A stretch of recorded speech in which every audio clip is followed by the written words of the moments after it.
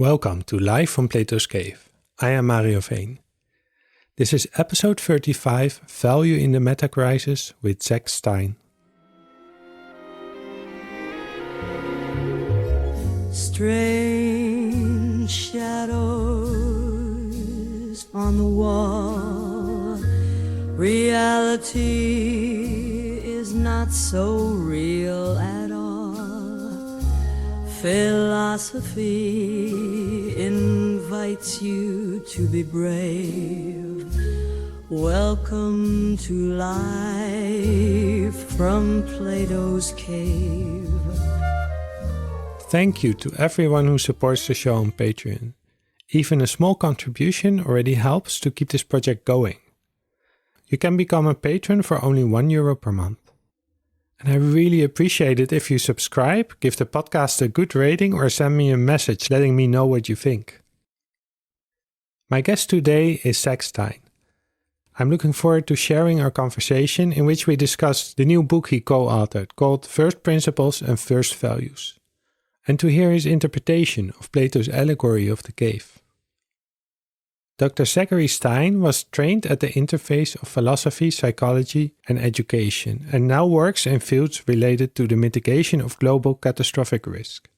He's a founding team member at the Civilization Research Institute, and he's an award-winning speaker and leading authority on the future of education and contemporary issues in human development. Zach is the author of several books such as Education in a Time Between Worlds. And in this conversation, we primarily discuss the new book he co-authored together with Mark Gaffney and Ken Wilber. It's called First Principles and First Values, 42 Propositions on Cosmo-erotic Humanism, the Metacrisis and the World to Come. I hope you enjoy our conversation. Physics, so poetry and art, interdisciplinary start. We will travel, but you're safe. Welcome to Life from Plato's Cave. Yeah, it's good to be here. One of the things that I'm occupied with now is this, Jem Bendel has this concept of mood-splaining. Have you heard it by any chance? Go ahead. I know Jem Bendel's work, but I haven't heard the specific concept. I really like this concept. It's about mood-splaining, like analogous to mansplaining. It's explaining how we should feel about this crisis. And particularly, we have to be positive. We have to be hopeful, not do any doom thinking. And it's basically explaining how we should feel about this and how we should think in terms of solutions. There are different ways in going about the crisis, and one central value is freedom. Would we choose for a way out of the crisis if it means behavior control and everything like that? Or do we need to reconnect to this value of freedom? Yeah, and again, behavior control as distinct from education.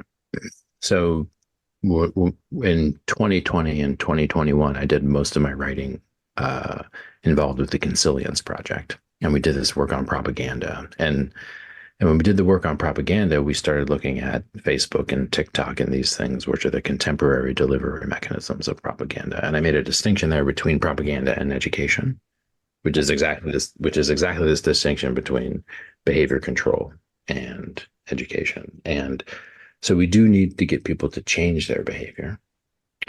But if you get someone to change their behavior without their consent or understanding of why the behavior changed, that's very different from getting them to change their behavior because you've reasoned with them about their beliefs and their existing behavior, and then they consent to and agree to change and understand why they've changed, right? And so behavior control, Skinnerian reinforcement and conditioning gives you dispositions and has you making choices you don't really know why you're making them. You don't often see them as actually choices because they're just part of who you've become.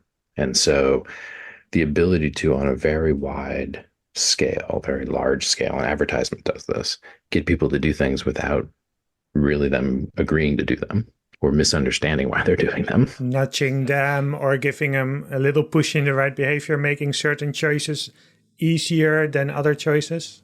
Yeah. And so choice architecture in digital environments makes it so that you're not even aware of the choices that aren't put in front of you, right? And so that's a very subtle way to kind of like move people's choice trajectories down a predetermined path without them realizing that you are moving their choice trajectories down this path. Whereas education is different. Education is saying, we're agreeing to the path that we're both walking together. I'm letting you see as far ahead as you can, but you can't see as far as I can because I'm the educator, right? So there's an agreement to a relationship in which there's a mutual understanding around the change of behavior, right? As opposed to there not being a mutual understanding around why the behavior changing or what it is. And so that's the trick. And so the concern people have with eco-authoritarianism, leveraging digital technologies to get people to change their behavior would be that first kind, that it's actually all of a sudden we are inundated and kind of overwhelmed both by propaganda and by choice architectures that don't even reveal to us the absence of certain possibilities in our choice landscape. So that's why education needs to be understood as distinct, as a non-coercive practice, as a practice of reason, empathy, and joint attention, communication, collaboration, different from control, prediction, kind of like force, persuasion, and coercion, which are the dynamics of the Skinnerian reinforcement mechanisms and the operant conditioning chamber, which can surround you with your digital technologies.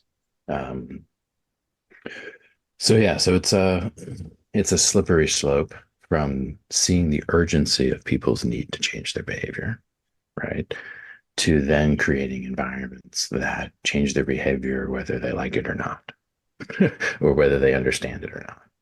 So, and that notion of like mood splaining, I don't kind of like that turn of phrase, but I get what he's saying. There is a tendency to control emotion as a means to controlling behavior. And so the need to kind of like control the mood or the etiquette or the expressiveness or intensity of a particular group of people, it often is an exercise in control. And the question of why someone is trying to, say, calm people down, or why someone is trying to, say, freak people out. That question of why you would thematize mood.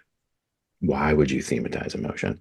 There are better and worse reasons to do that. In some contexts, it's completely appropriate to thematize the emotion that is inappropriate and say, hey, this is an appropriate emotion.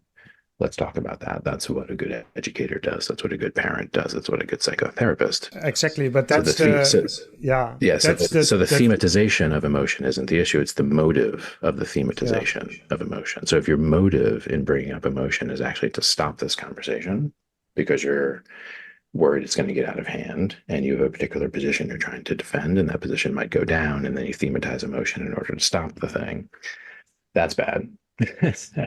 But if you are with a group of colleagues and you're working on a very difficult problem, and the problem is actually quite frightening, and you don't know if you're going to have a solution, and everyone starts to freak out, one of the roles of a leader is to step in and to try to reframe the emotional situation in a way that becomes empowering for the individuals, rather than disempowering and pathological, right?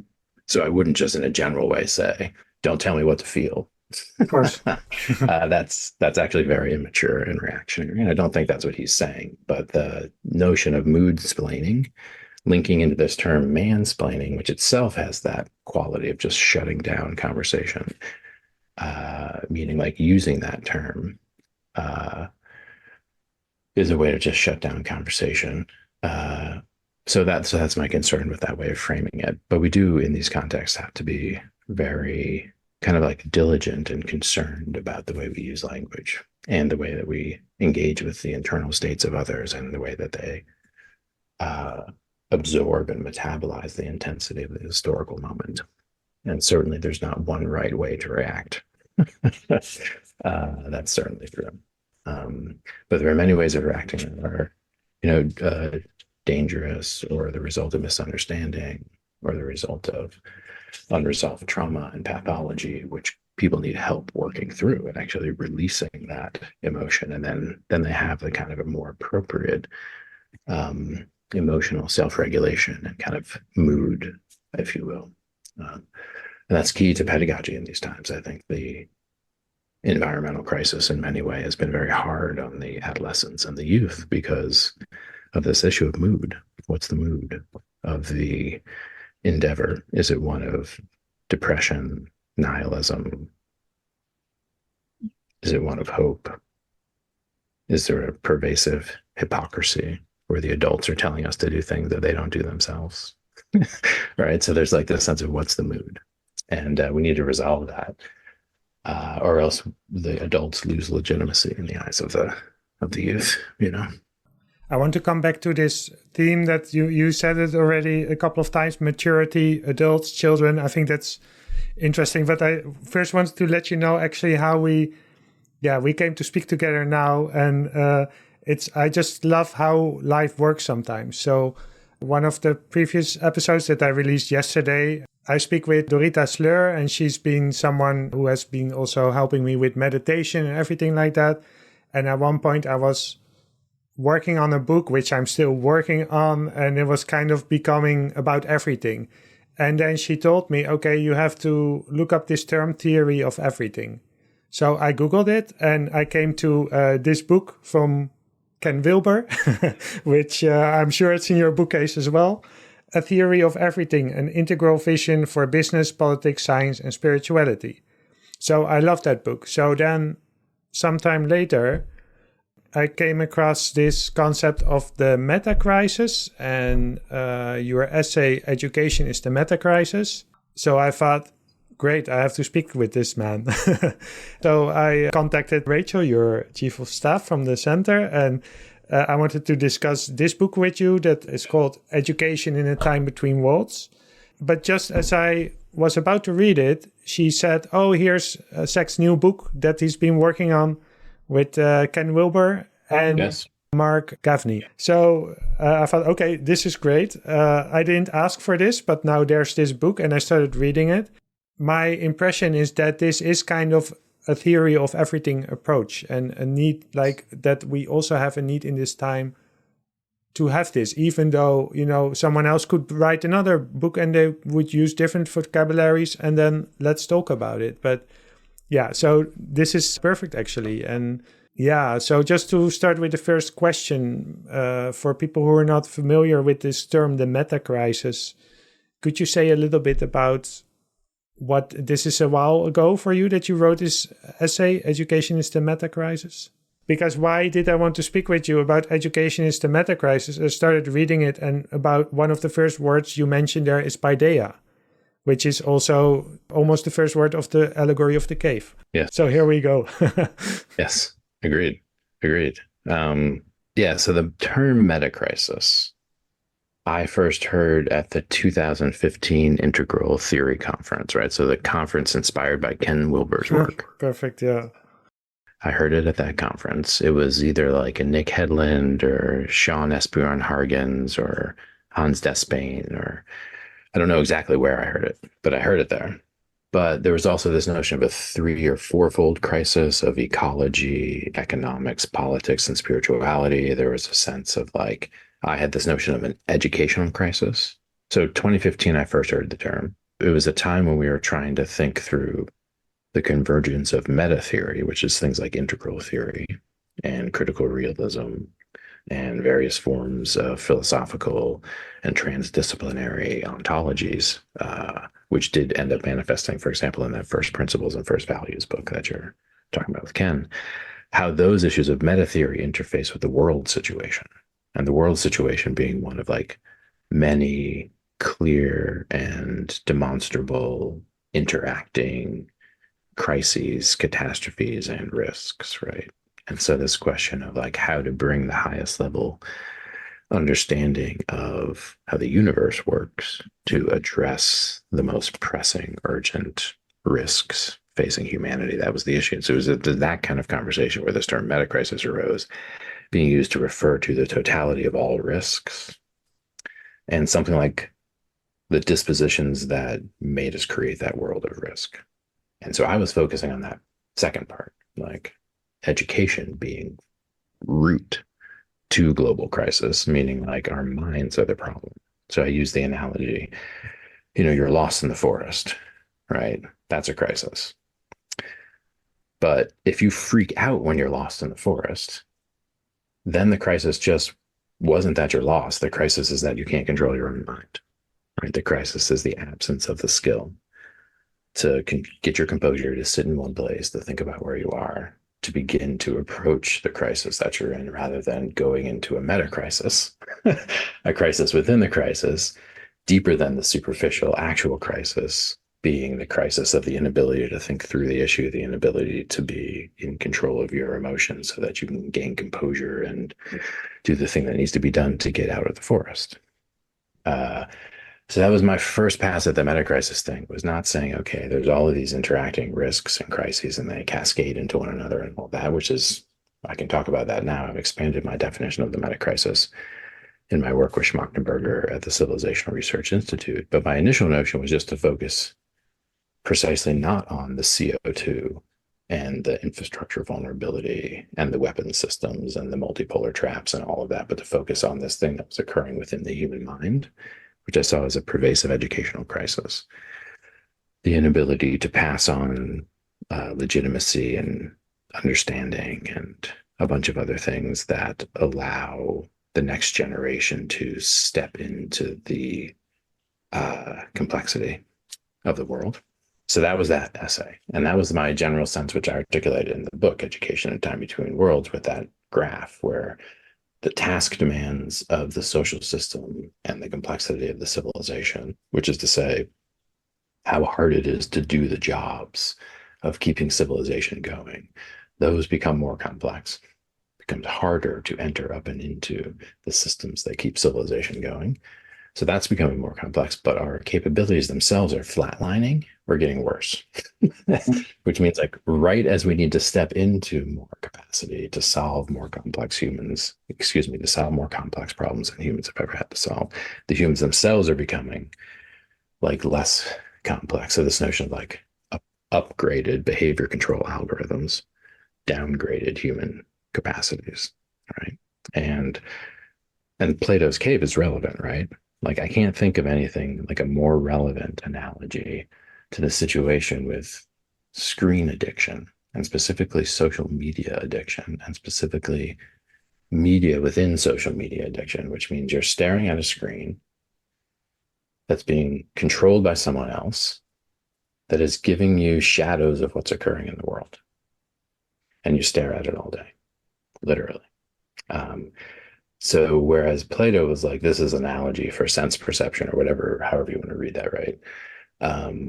I'm saying now we're actually in a socio-political situation, techno-socio-political situation where there is a screen-based capture of the nervous system that literally creates something like projections on a screen by which we are entertained all day, which we do not have control over, which pretend to be reality. That's actually the situation, right? And because like, even with the original analogy of the cave, the allegory of the cave, there's this question that I asked when I first had it in high school, which was like, who set that up? Like who put all the people down there? Who put all the people down there and set up the complex, like, puppet show, basically? And now we're in a situation to actually have an answer to that. Like a group of technologists and convenience-oriented political systems allowed there to be a holistic capture of reality and attention through screen-based interference of our access to embodied reality, actual reality, out of the cave in the sunlight, right? And so that's worth noting. So we're being entertained by the shadows on the screen, controlled by others. While that's happening, we're being surveilled by those others. And we are producing shadows that play on others' screens. So there's this notion, oh, well, we're participating in social media, yes, but it doesn't create joint attention. It creates a thing that we create, which then becomes a shadow on someone else's screen of our reality, right? So you get this multiply encaged, captured by the screen, but then also projecting out while being surveilled, tracked, and ultimately profited off of. Every minute we spend on the screen on a TikTok or a Facebook or whatever gives money to that corporation based on our time spent and effort spent. So the cave is set up to trap us in a simulation of reality in which we participate in others' sense that it's a convincing simulation while we are also extracted from by the people who built that infrastructure. That's how, unfortunately, I read the allegory of the cave now as like an eerily astute description of our techno-political situation. It's amazing how Plato wrote this 2.5 millennia ago. I mean, I guess maybe people in his time could see the point, but it's becoming more and more literal with the invention of the cinema, of course, which is just a copy of that. Yeah. Exactly. Yeah. And I think even then theater, like, you know, the Greek use of the dramatic arts kind of had that. So there is something about, this was always an implicit dimension of civilizational processing of the human attentional system, right? That we've always been a little bit captured by the spectacle of the civilization that we live in.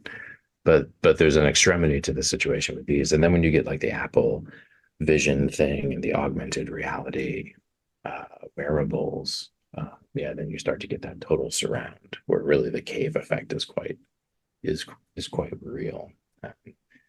And so that's my sense now, and I think that's a useful way to reframe it. But of course, before the digital, then the frame was different. It was actually about the nature of your own mind and the need to do dialectical philosophy to get past the illusions of the sense perception and bias and all that stuff. So I can get that, and that still applies. But this kind of tying back to the work I'll be doing this afternoon on techno-feudalism, that we're in a situation now where interference is being run between us and reality in a pretty systematic way. That's why I also decided to do this podcast, because I wrote a book about the allegory myself, which is being published. But actually, when I was working on that book and I didn't have the time, like family and everything, I thought, okay, I'm going to speak with different experts and ask them about their interpretation, because I talked to a geologist, and then you can talk about literal caves and how we're on the earth, but we have no idea what's going on inside the earth, and we just live in this tiny piece of the earth.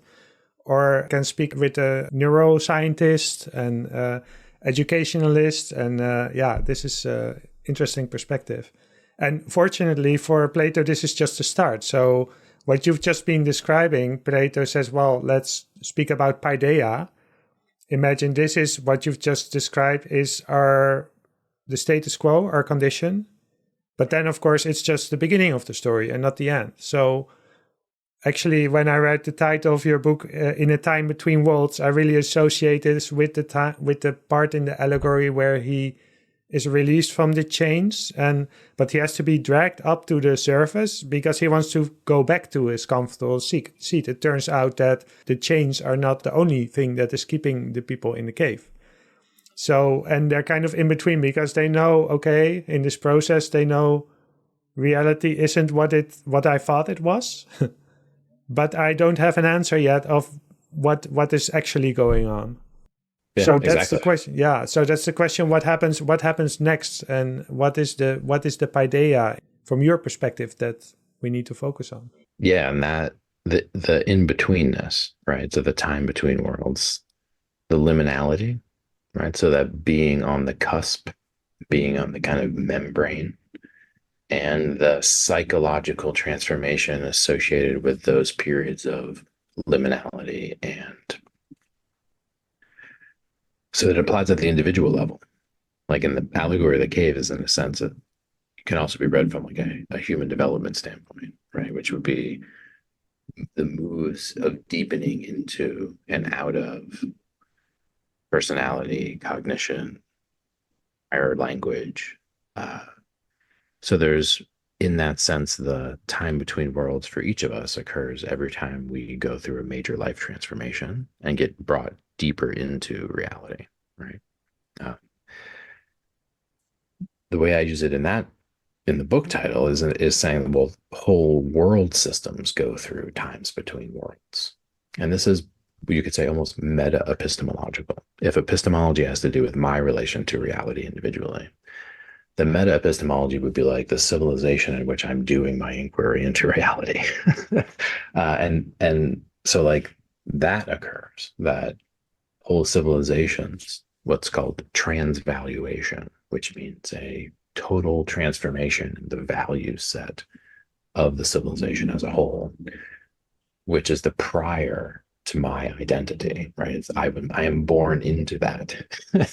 But some people are born into the time between worlds, which we are, where it's not clear. Where the old civilization is passing, those values are clearly not going to continue to exist, but the new ones have not been solidified. And then that propagates down to the social structures, meaning governance and decision-making organizations, and the infrastructures, meaning tech and all that stuff. So all of that's shifting now. And so this question of like the kinds of resiliency in psychology that allow people to eventually climb out of the cave individually are the thing we all need to do now in order to actually get a transvaluation of civilization completed. Because when civilizations begin to collapse, they create more and more convincing simulations of their resiliency and not collapsing, right? Like when the Roman Empire was collapsing. And in retrospect, like archaeologically, we're looking back and we're like, wow, it's like deep into collapse here. The aristocrats are writing letters to each other. Like everything's fine. Yeah, there's a little bit more crime, but like, we'll do business, decades from now. But in fact, we know that they were deep in, but they couldn't see it, right? Because the shadows on the wall of the cave for people who were deep in the media infrastructure of the civilization, and they had that in ancient Rome, made it very hard to actually be in touch with reality, much easier to be in touch with what the civilization told you was reality than what actually is reality. So we're in a situation now where a lot of the messages coming from the center of the thing are actually, we know, not correct anymore. Right? Just the basic idea that the economic system must grow exponentially.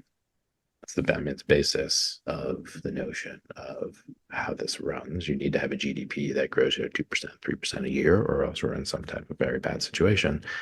But we're on a planet that has finite resources, right? So exponential economic growth on a finite substrate is demonstrably unreasonable, irrational idea. But we've been running on that for a long time.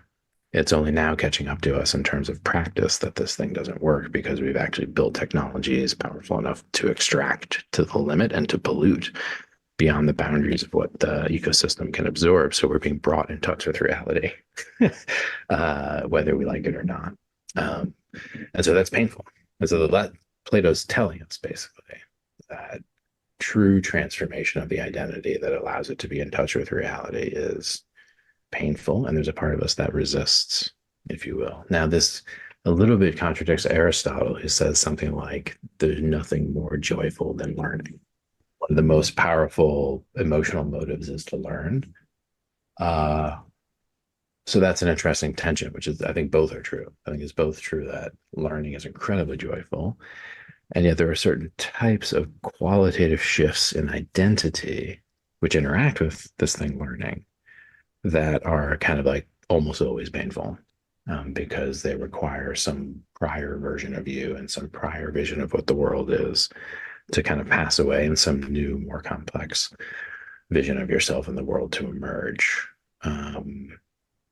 There's also this thing of like the soteriological reading of the allegory, which is to say the reading that's not about epistemology, but that's about salvation, which is to say like the journey of the soul towards greater freedom and redemption. So not just like, oh, now we understand what's going on, but oh, now we're in a position to be,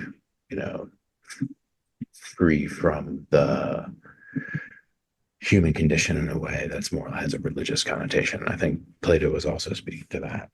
So beyond the allegories of application to just kind of learning and epistemology, there's this other application which I think is important to get, which is relevant to our time too, which is, uh, freedom from certain form of conventional nihilism with regards to the implication of action. It's a kind of complex way of saying, like, we don't know what it means to live a life that's worth living. Plato's trying to answer that question. He's trying to tell us, like, how would you know that you lived a life that was good? And wouldn't just be knowing the truth. There would also be other things, right?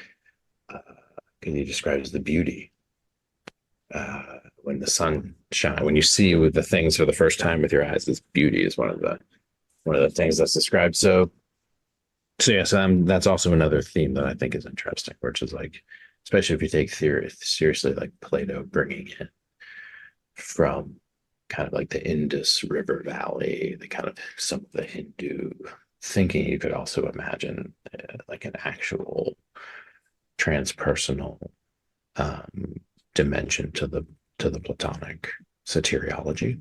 So that's an interesting theme too, because I think in absence of reasonable soteriological discourse, you literalize it into what's called the immanentization of the eschaton, which is basically transhumanism, which is like, oh, there's not a spiritual way to be redeemed. We must redeem ourselves through actual physical immortality by making crazy technologies that we can upload our consciousness into, or synthetic biology that allows us to live forever. Like, so that is what you get in the absence of reasonable soteriological discourse that allows you to rest into the idea that you're going to die, for example, which Plato, I believe, said philosophy is something like the art of dying. This really relates to the First Principles and First Values book as well, where you talk about the first shock and the second shock to existence. And the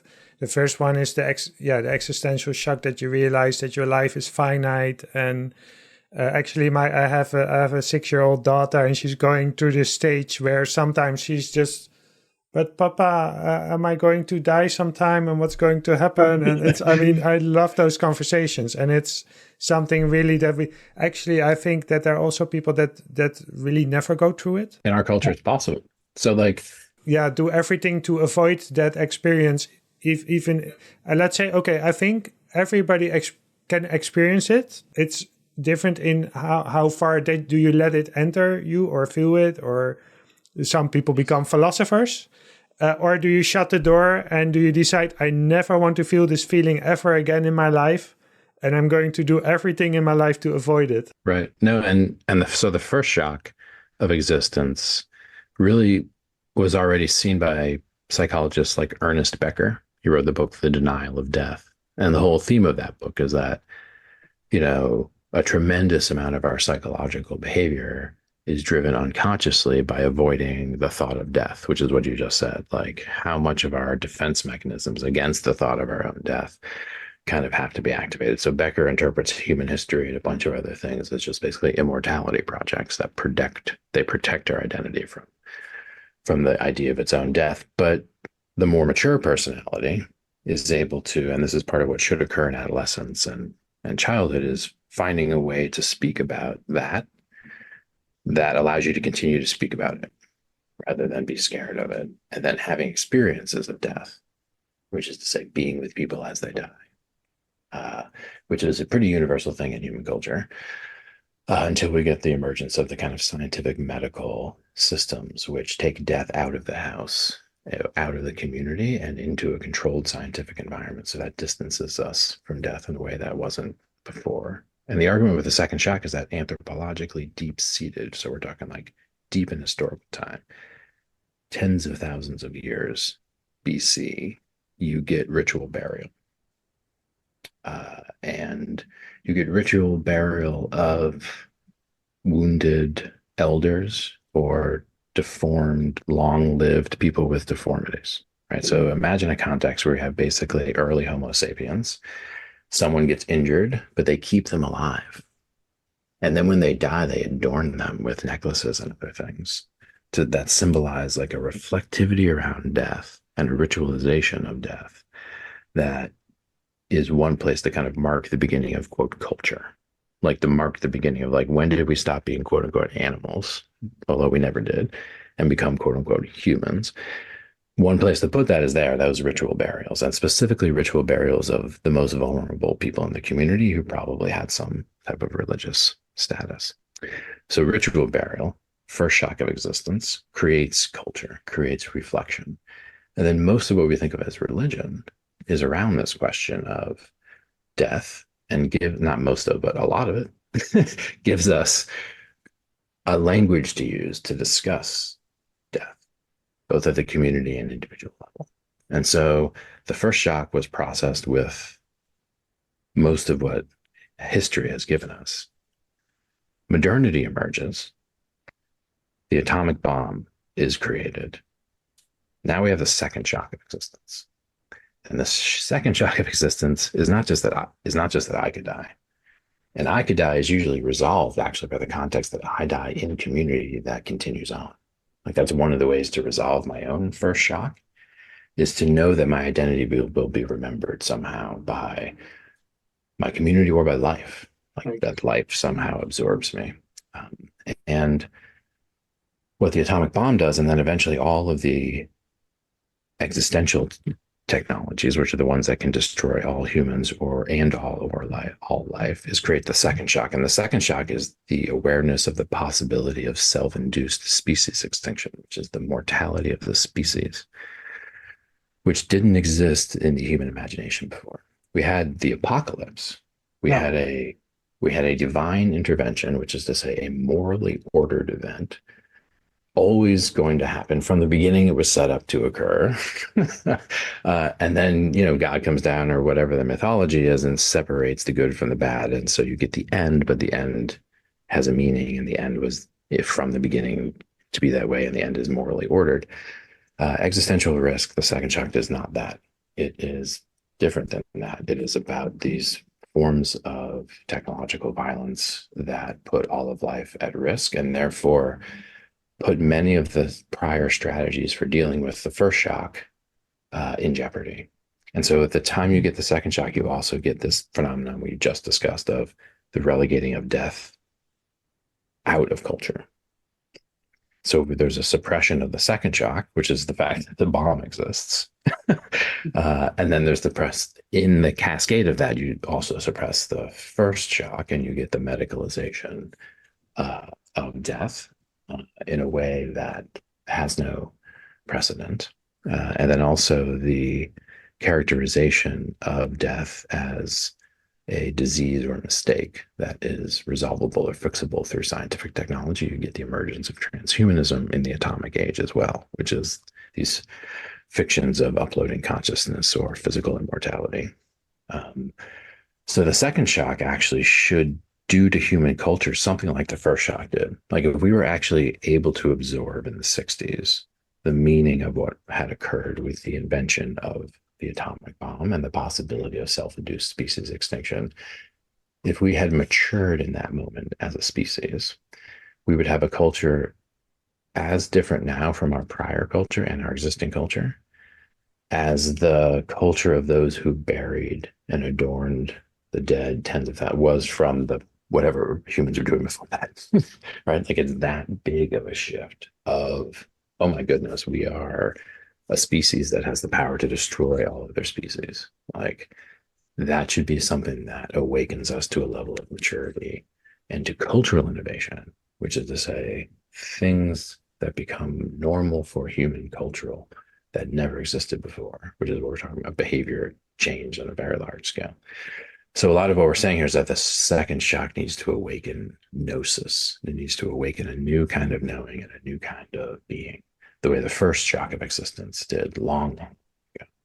But we have a culture that's suppressing that maturity, a culture that is stopping us from really looking at the existence of, for example, the bomb, or the risks around AI, or the risks around other things, which are not like, oh, it will suck for some of us for a while, which is bad enough, which we've experienced terribly. It is there will be no life on Earth.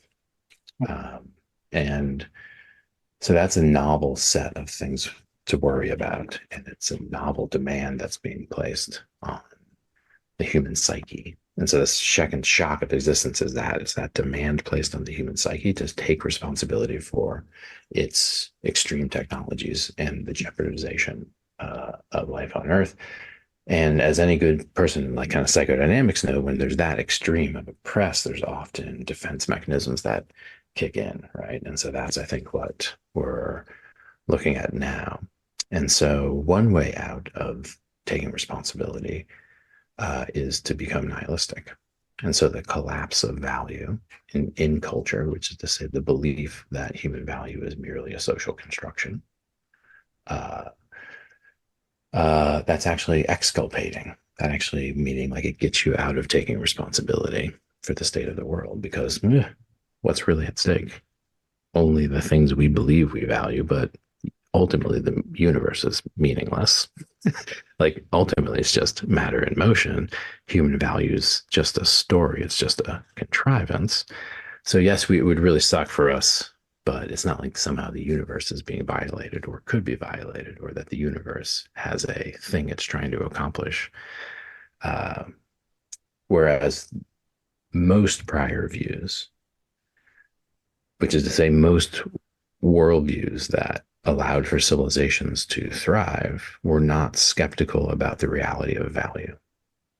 They were very clear that like some things really should be valued and protected, and other things are not that way. Now, whether they have the right value or not, it's another question. And value has evolved. Value has continually evolved. And our perception of value and instantiation of value has evolved. But it's very hard to run a civilization on the absence of any commitment to value and a scientific / cultural theoretical view that literally makes it impossible to be committed to value because it construes them as fictions, which means that the values that get followed are the result of power or something, not the result of the actual perception of value, right? And just to give a sense, like bridges don't collapse and computers work because of the reality of the things discovered by physics and engineering, right? So like gravity, what we know about electrical currents, tensions, and other things that allow for the design and construction of architecture and things of that nature. And so as relativistic as the postmodernists are, they walk across these bridges and they use these computers. If you're a value realist, meaning you don't think value is a social construction, then there are equivalent, better or worse ways to have human cultures exist, right? Which means you can be wrong about this identity. Like, so for example, how do we talk about adolescent identity as being one worth pursuing or not pursuing? Should the kid become that kind of person, or should the kid become this kind of person? Right? In conversation with them, you're trying to talk to them about how they want to become, who they want to become, and ultimately, quote unquote, what they value, right? And if it is impossible to have those conversations because ultimately you subtly don't believe value is real, which means you're a relativist, you can't run an education system. You can do STEM because for some reason you're not questioning physical laws of reality, but you're questioning the moral laws of reality. You're questioning that the field of value has no reality, right? And so I'm saying that's a strange pathology of the modern worldview, which needs to be rectified, because if we don't know what to preserve and value in this time between worlds, it's pretty much we don't have a good chance, because the main thing here is about clarifying what's actually valuable and separating it from all those things that we're pursuing that are resulting in self-termination. So if we were pursuing something that was actually valuable, we wouldn't be self-terminating, right? Because we'd be pursuing something that the universe is structured to pursue. That's our definition of value, that value precedes the human. Humans don't create value. Humans respond to value. following someone like McGilchrist, who said something along the lines of like, you know, life emerges in pursuit of value, which places value equally primordial with time, matter, space, right? Consciousness, value. There's some very fundamental set of universal primitives, one of which is that there's better and worse. Not just that there's more and less, faster, slow, more force, more attraction, less attraction, like all of the physics stuff, which we're happy to say that is true. But when we say, oh no, there's a better and worse way for the universe to be, and we, as people with choice, have responsibility to make the universe better, to align our will with the will of the universe, right? To perceive value and then adapt the human towards the value that the universe has placed as an aspiration for us. And so that's an emergent type of language that needs to begin to have credence and legitimacy and allow people to open the eye of value and again perceive what things are worth. So breaking out of the simulation, out of the cave, into a place where you see what's actually valuable.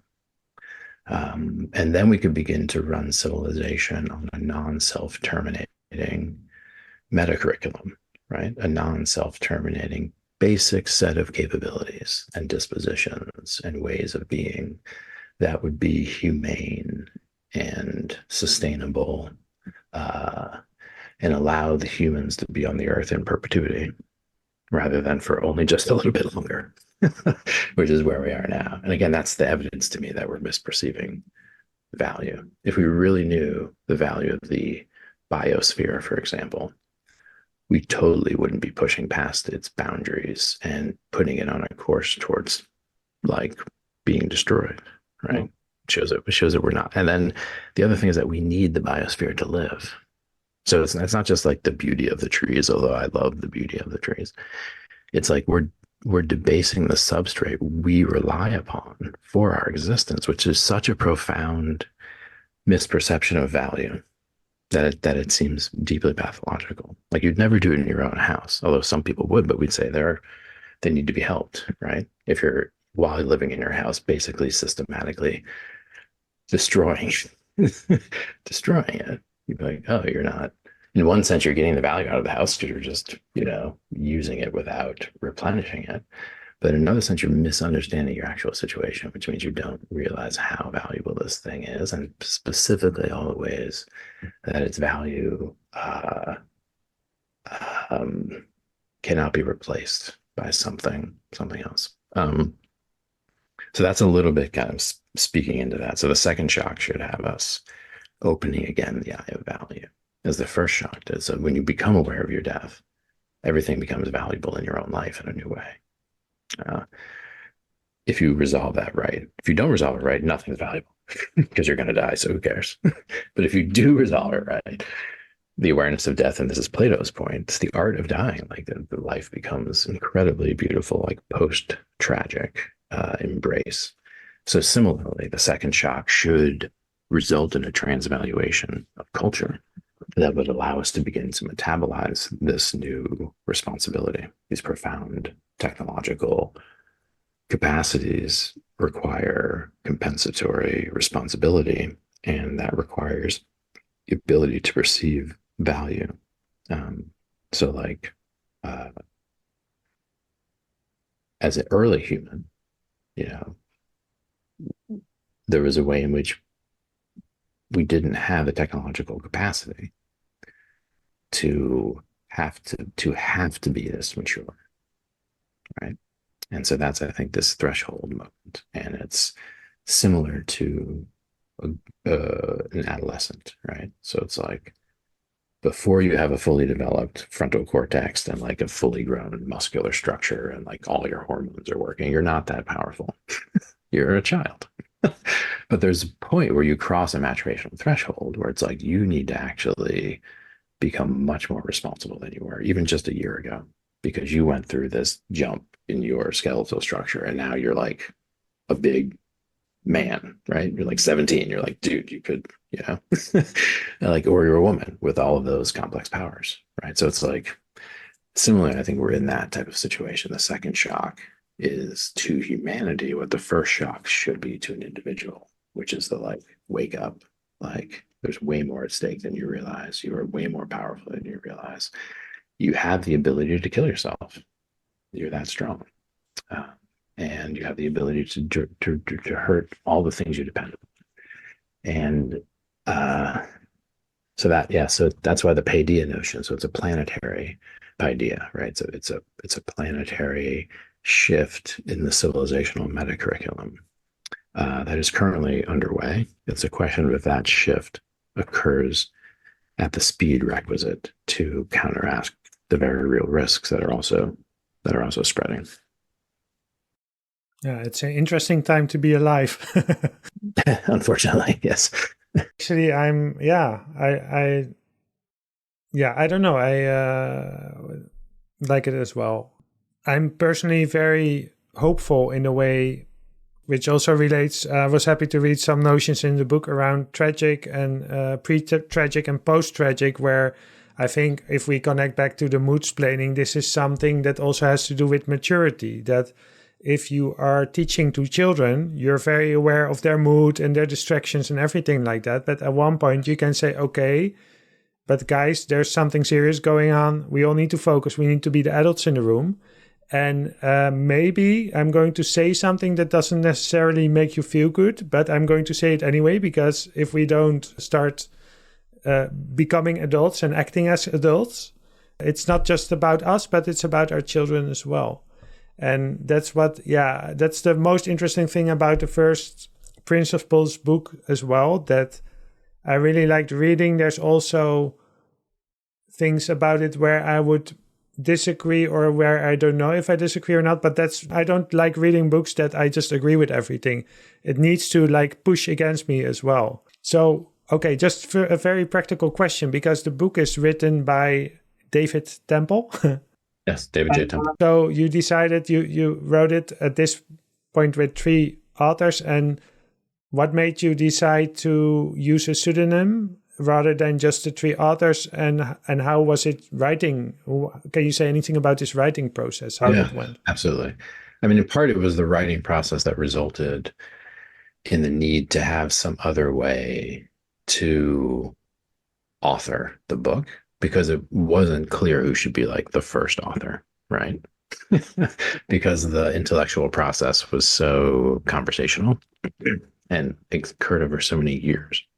And the manuscript itself was written like first, we have these conversations with Ken, and then Mark writes up this huge bullet point list, and then we discuss this, and then I turn that into text, and then I get that back to Mark, and then Ken sees the draft. So it's like, it was very much a joint thing. And so the idea that like one guy gets listed as first and then gets identified as the author seemed weird. So that made us think, okay, is there some other way to do this? We could publish it as a artifact of the Center for World Philosophy and Religion. Like, it's a think tank, so we could do that, but then it's not as exciting. And then what really pushed us over was the idea that as part of the transvaluation of civilizations, and there's a guy named Sorkin who was at Harvard who said what I'm about to say now, which is that as civilizations move through various epochs of their transformation and decline and then reboot, you get periods where authorship is very important.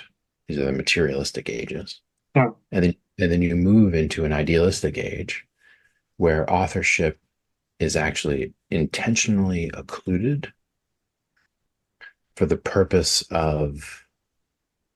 many purposes. So like, who wrote the most important sacred texts that we still all read? Who? Like, there's no answer. So like, who wrote the sutras? No. Like, who knows? Who wrote the Bible?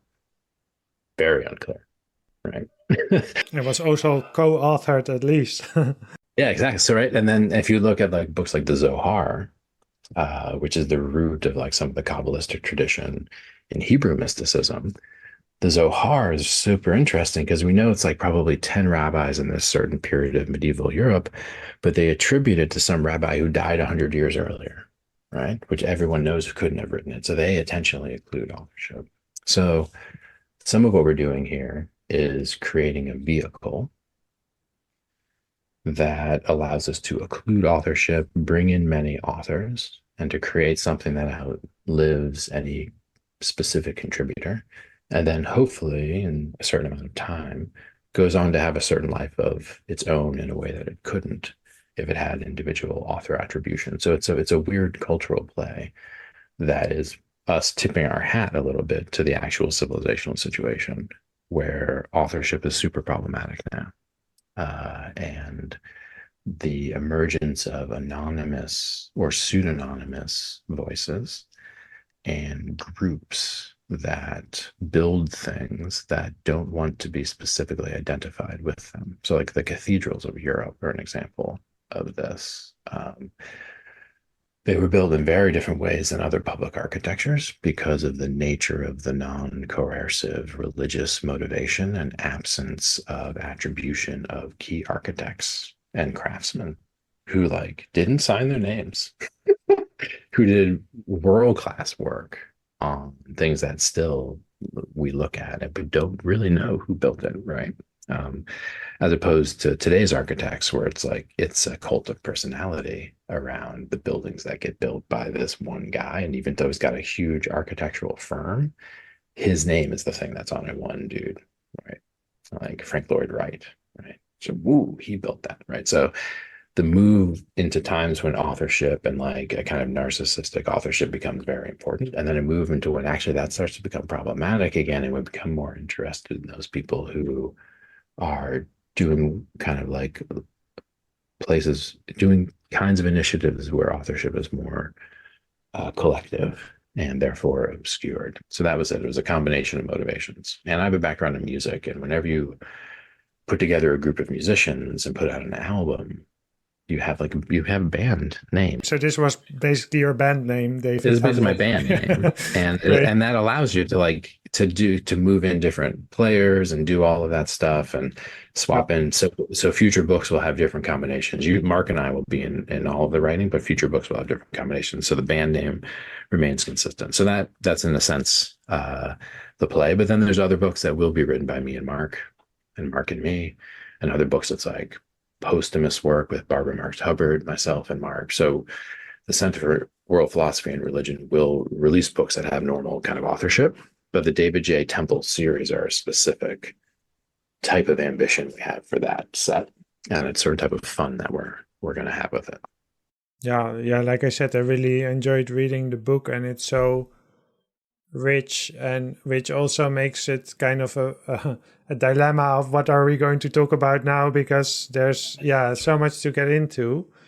And I can just maybe 2 lines or 2 phrases, because for me what the book does is connect a lot and provide a vocabulary, and also have a comment on, well, at least that earlier essay of you, the education is the Metacrisis, where I think we could translate paideia also as growth and development and evolution.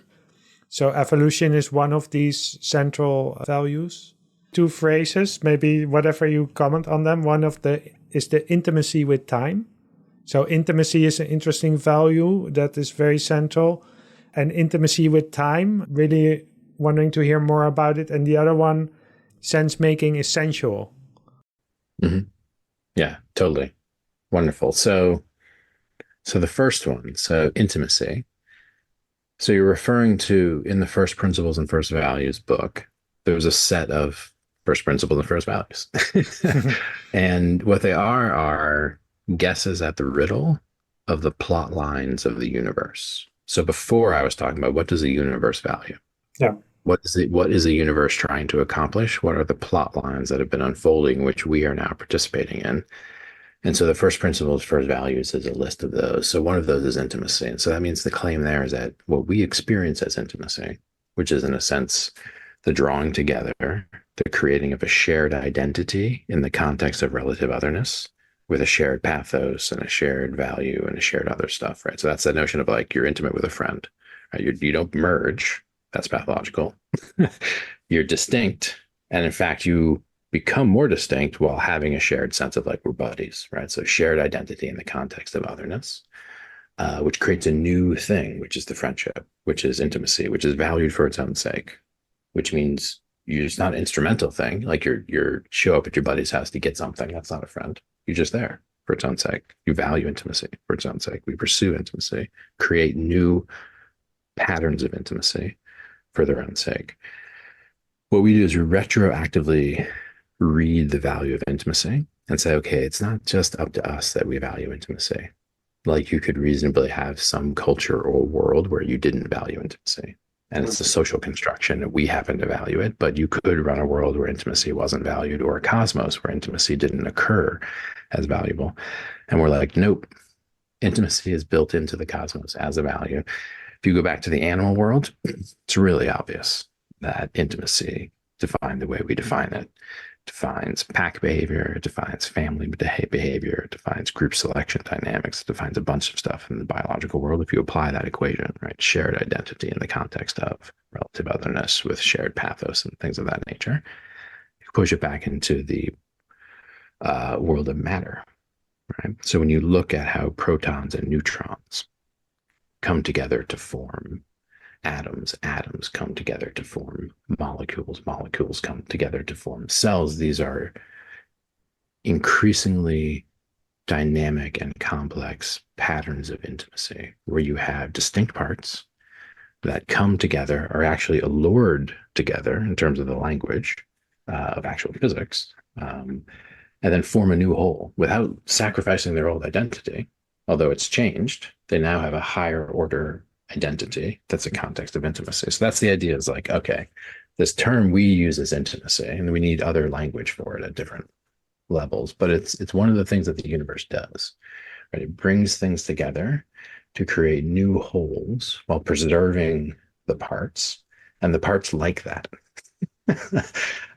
which is to say they are drawn into that, and it kind of confirms their identity while also expands the identity. So what this would mean would be like any digital infrastructure that preyed upon our need for intimacy, that disrupted the regularity of intimacy, that simulated intimacy, would be a violation of value, very, very fundamental.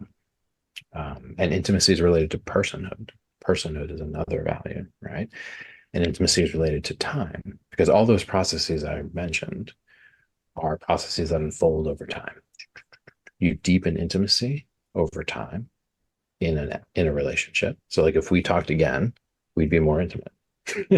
If you and I spent 100 hours together, we'd be so intimate that we'd want to like get more of it. We'd be like, leave me alone. I just made this connection where intimacy also has to do with giving your time to someone, or Yes. taking the time. And actually sharing in the same time, right? Yeah. So one of the things that occurs with a kind of closure of the cell or the closure of the other kind of holes created out of the intimate is that you go from having kind of your own time to being in a kind of shared space of intimacy and time and attention. So that's just an example of a first principle applying at all of these levels. And then we experience it. And so it allows us to feel at home in the universe, where the language is used to describe the universe before we even emerged in the universe can also be used to describe us in a way that doesn't make us misunderstand ourselves. So that's key. And then this other bit, sense making is sensual. By the way, I also connect that to Plato's allegory, because he says somewhere in the beginning, when the prisoner is just released, he says they're only turning their head. But actually, for this paideia, they have to turn their entire body, which I understand the entire body to be the physical body, of course, but also the emotional body and the mental body and the spiritual body. And so, but usually we think about sense making in terms of we have to think very hard about something to give it meaning. But it's so when you say sense making is sensual, yeah. I mean, so sense making is the second part of a two-part process. The first part is sensing. Right. And so it's actually quite simple, which is like, you want to open your senses as fully as you can in order to have all the complex data. I mean, complex meaning like actually illegible. So like if you really open your senses to a situation, you will get more data than you can than you can process, right? So the first thing is to get the total, as much sensing as possible, and then you start to boot into sense making, and you get models and you get frameworks and you get other things and that kind of stuff, right? So the concern with even the language of sense making is that people jump immediately to applying a model to reality, when in fact what you want to do is meet reality first and then start thinking about many different types of models that can be used on that sensing. And so the sensing itself is a skill, and the degree to which you have a model driven perception of reality, which means that sense making drives sensing rather than sensing driving sense making, right? So if you have a preconceived model that you bring to the world, then you will limit your sensing. You won't be able to see. So like psychodynamically, this is classic with projection, right? Like, so like you're angry, but you're not admitting you're angry. So you project anger onto others, and you're noticing more about their behavior only if it confirms your sense that they're angry. So you're selectively not attending to the fact that they're actually calm, noting all the subtle gestures that could confirm your sense that they're actually angry because you're projecting, right? Which means you're bringing a model of the situation to the situation so heavy that you can't even see the situation. People do that with sense making all the time. Outside of psychodynamic projection, they come in with the frame that XYZ political group is bad, right? I don't like XYZ political group. If that's your frame, then you will systematically disregard those behaviors in that group that you kind of like. Like, I get why they do that. And you'll only focus on and actually hate scroll on the stuff that confirms your sense. So sense making begins with the opposite. Throw your models out. Yeah. Get as deep into the reality as possible, which means there's a shitload of stuff that you really can't make sense of because you're really far away. So like if there's a war happening somewhere, super hard to make sense of it. Super hard. If you've been in war, that's a start.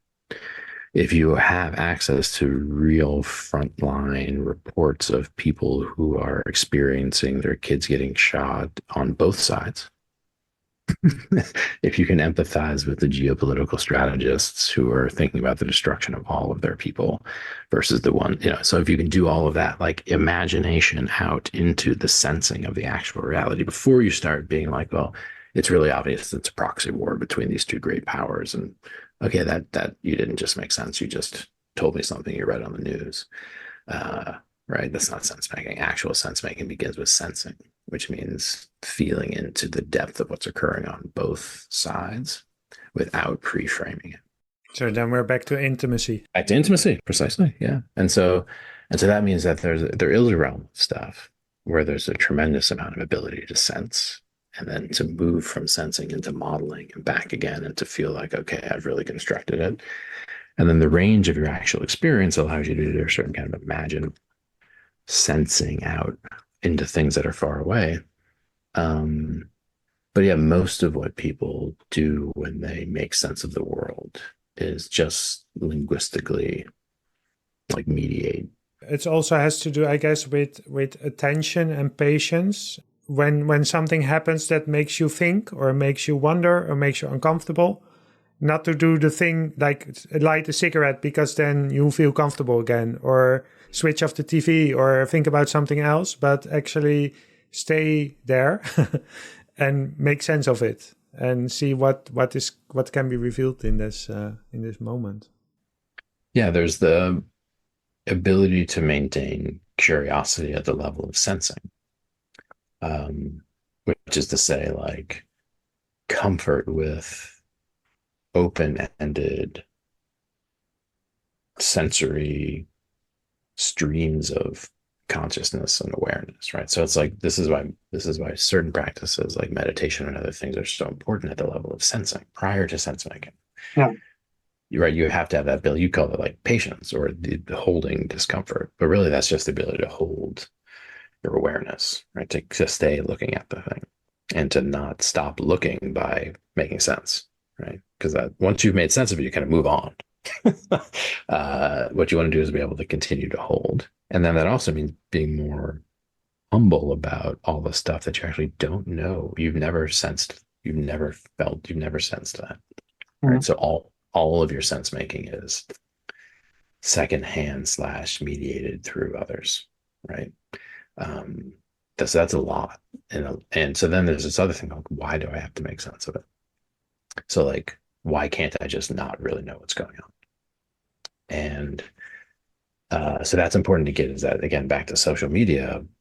If you're in a context of social media where you have to have an opinion on something because you're in this mix of people who are judging one another by the opinions they have on the stuff that's flying through the media, and then on the opinion you take on social media, you kind of flag to your in-group or not, then you're in a position to have to, quote unquote, make sense. But your motive for making sense is self-display on social media to confirm in-group membership, right?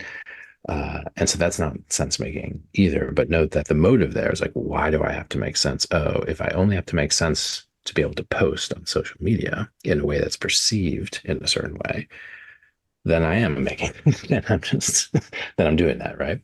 So that's the other thing, is I think social media forces our hand and makes us feel like we have to make sense of things that actually we can't make sense of.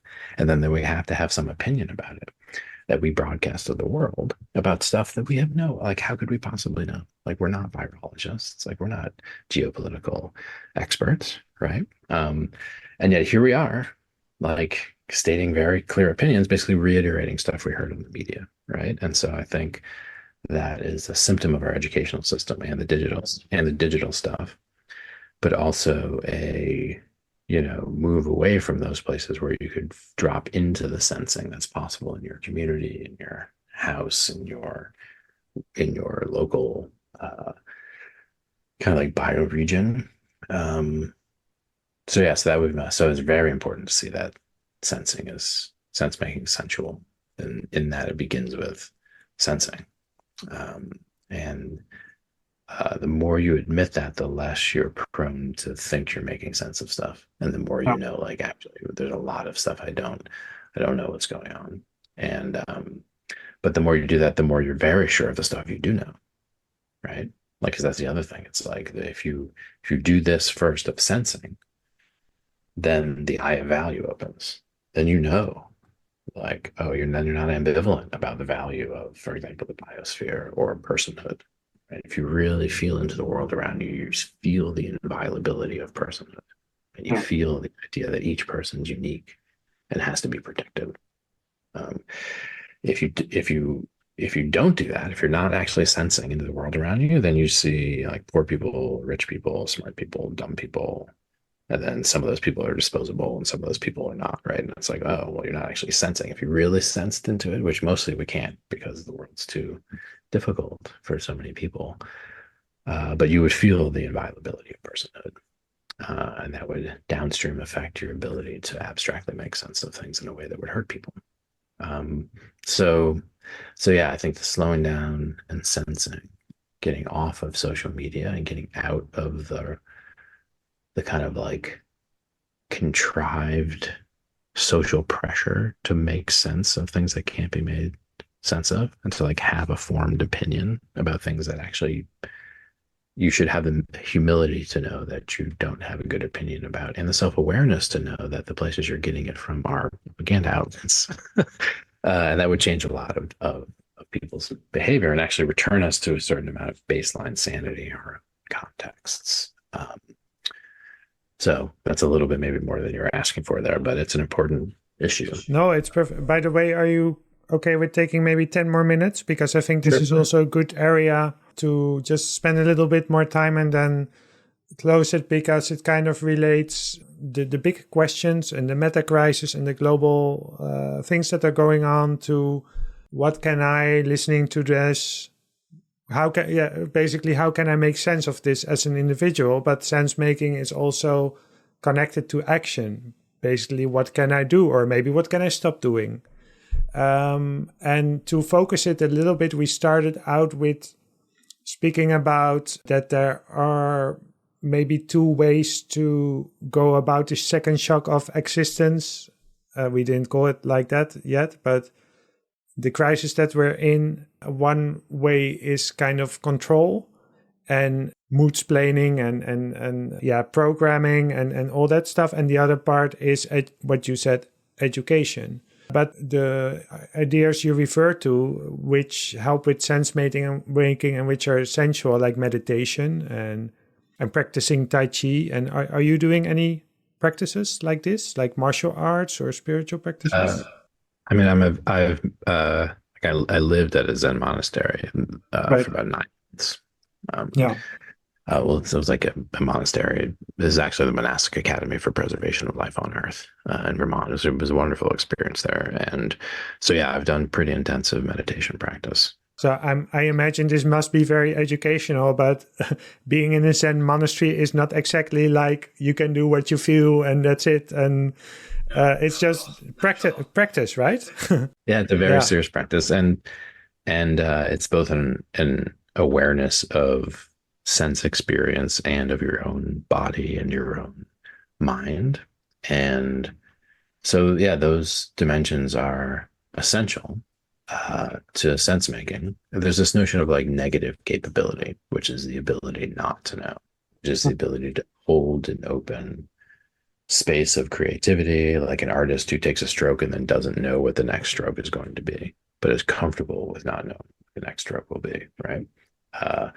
So the ability to hold that negative space or the negative capability is one of those things you get. And so that's the notion of like how leaving the open loop of the question open. And one of those questions is being like, who am I? Or like that kind of deep inquiry into your own identity, holding open the personality system to transpersonal forms of awareness and agency. Right? So the I of value reveals the first principles, first values, which transcend and include the human, right? Which means there are higher forms of value and intelligence than we currently embody, which draw us forward. So the other thing that the stilling of the mind and body and the opening of the personality to the full sensing is the greatening of human capacity, opening of the heart, right? The opening of the heart, the opening of the eye of value. So, one of the things that is essential now is also the deepening of those types of practices that return us to the simplicity of personhood, because the misunderstanding of a tradition like Zen, or a tradition that really cultivates a dissolution of identity, is that what it reveals is more unique personality, more unique position within the world. So you don't meditate in order to disappear from the world, right? Some traditions are like that, but the non-dual traditions, you meditate to figure out who and where you actually are in the world. Yeah. There's this quote from Aurobindo, I think: meditation isn't an escape from the world, but a preparation for being in it. Correct. Well, and an entry into the field of value, which is to say that you're able to step into a space where you can perceive, where you can clarify your own pursuits, right? And clarifying your own relation to cosmic value, right? So in school and in other places, you clarify your relation to what other people value. But this idea of like, where can you come to terms with what reality values, this game that you're implicated in, right?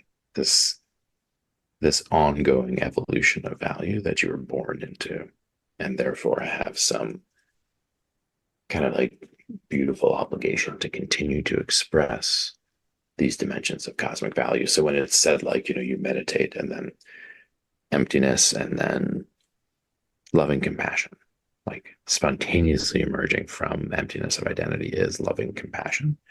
That's a way of saying, yeah, if you get kind of certain parts of you out of the way, right, then the unique self comes forward with a spontaneous expression of cosmic value, right? Which is to say, spontaneously, quote, doing the right thing. And what would that mean? Not doing the right thing by virtue of what humans say is the right thing, because obviously humans don't really know what the right thing is, No. but rather the right thing by virtue of what universe, right? God slash Tao slash field of value, right? Satchitananda, right? The non-dual field of value. So the entering into that, which isn't simple, like conventional morality in terms of accepting a certain list of values that now you rigidly live by. It's a much more fluid embrace of the evolution of value, and like also an embrace of those lineage traditions, which is also worth saying that it's, this conversation about value and the aligning of the human will with the will of God, it has been in religious discourse for a long time. How to reclaim that now at a time when our civilization needs to be aligned with reality, right? Is a very deep question. Yeah, that's where I'm at. It's been wonderful speaking. Yeah. What are you hoping to achieve with the First Principles and First Values book? Because it's one thing to write something down and have maybe a beautiful philosophical system, but I get the sense that that's not, you're not in academia for this. What are you hoping to achieve with this? So it's actually the first of many books that will be published over the next 5 to 10 years. So the Center for World Philosophy has been, for almost a decade, building the basic components of what we're calling a great library, right? Which would be a full articulation of a world philosophy, right? So you mentioned, like, when you touched Ken Wilber's work, you were like, oh, there's a theory of everything. There are probably other theories of everything, right? And there are. And in fact, there emerged relatively recently in history what I would call like a new class of human intellectual endeavor, which is the world philosophy or world religion, which are these planetary scale integrative frameworks that integrate the pre-modern, modern, postmodern, and then also the I, the we, and the it, and several fundamental dimensions. So we're trying to create a great library. And so this is one of the first books. And in this book is contained much of the material that will be elaborated in other places. So there's like chapters in this book that will be whole books that are, 70% written already. So the play here is at the level of superstructure. We're basically saying, like, listen, we're going to have to solve energy. We're going to have to solve warfare. We're going to have to solve ecological crises, have to solve economic crises. All of that follows from solving the crisis of value, right? From solving solving is not even the right word. Changing the mood of the culture, right? From one in which you're not allowed to be committed to value, at least not in an articulate, nameable, cosmic sense, to one where the new presupposition is that humans live in a field of value, that there is intrinsic value that lives in us, that lives in the biosphere, that is worth being preserved for its own sake. And there is a dimension of learning with regard to value, which is to say we can improve our being together as moral beings, right? We can improve our lives in the dimension of value, not just in the dimension of efficiency and survival and material acquisition. And so it's a long play. It's a multi-decade long, big picture culture change strategy in an attempt to just provide new languages and new frameworks and new interpretations of religion, new interpretations of science that will, in the decades to come, inspire a planetary culture. And so we're not staking claim to articulating the future world philosophy. In fact, we're just pointing this conversation of the shift towards the planetary, the shift towards value becoming real again, the shift towards languages of greater maturity that position the human in relation to the universe rather than make the human unexplainable in the context of the universe, and then can destroy the fictions that are driving the transhumanist techno feudalists and replace them with actual realistic pictures of cosmos and humans so that we can wield advanced technology in such a way that we benefit rather than are kind of enslaved by our own tools. So the second book, and this brings us right back to the beginning of the conversation, the second book is that David J. Temple's going to release is on this issue, the techno-feudalists, the building of the planetary scale, Skinner's box. And so the hope is that this book, followed hard, in a few months by this second one as a set, can begin to penetrate some of the cultural conversation around advanced technology, specifically AI, social media, and the digital move into government and warfare. So it's a little bit of the arc of it. Yeah. Thank you so much for this conversation. Likewise. Yeah. Good luck with everything. Everything we see and seem is but a dream within a dream. Strange shadows, do you feel the illusion, though is real?